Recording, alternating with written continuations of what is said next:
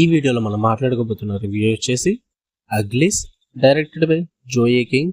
Present ఇది Netflix లో stream అవుతుంది భయ్య. తెలుగు డబ్బడ్ వెర్షన్ అవైలబుల్ గా ఉంది.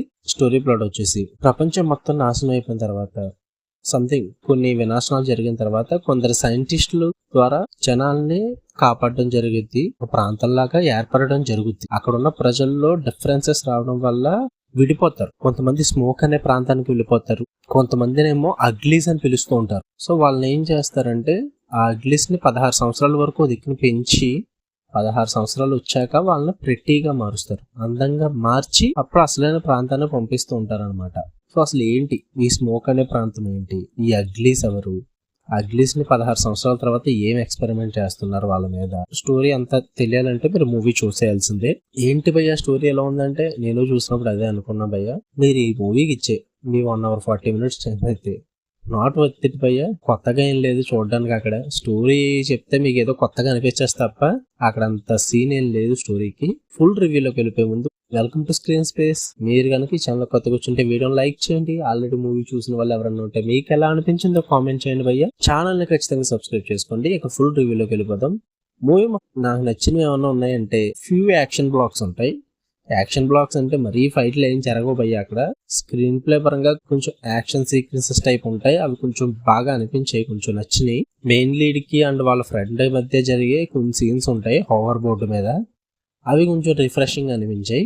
ఇంకా స్టోరీ అంటారా, నాకు అంతగా ఏం నచ్చలేదు భయ్య.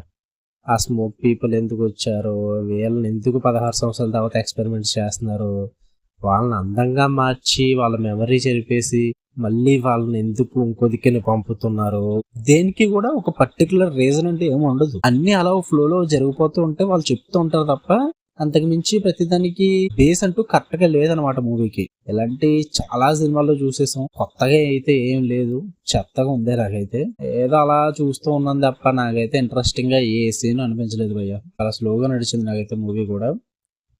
డైరెక్టర్ ఏమనుకుని తీసారో నాకైతే అర్థం కాలే. టోటల్ బడ్జెట్ అంతా విఎఫ్ఎక్స్ కి యూజ్ చేసుకుని ఉంటారు, అంతకు మించి ఏం ఉండదు. అండ్ ఎండింగ్ కూడా ఫస్ట్ అంతా సరే ఏదో లాక్కొచ్చారు, సరే క్లైమాక్స్ అని ఏదైనా న్యాయం చేస్తారంటే వరస్ట్ భయ్య. క్లైమాక్స్ అయితే ఒక రకంగా ముగిస్తారు, అస్సలు నచ్చదు క్లైమాక్స్. ఫైనల్ వెడ్డిక్ట్ వచ్చి మూవీలో కొత్తదనం ఏం లేదు, అలానే మరి యాక్షన్ సీక్వెన్సెస్ ఏం లేవు, స్టోరీ ప్లాట్ కూడా అంత కొత్తగా ఏముండదు, సస్పెన్స్ థ్రిల్లింగ్ మూమెంట్స్ ఇలాంటివి ఏముండవు భయ్య. ఆ 1 hour 40 minutes ఏదో అలా వెళ్ళిపోద్ది అంతే.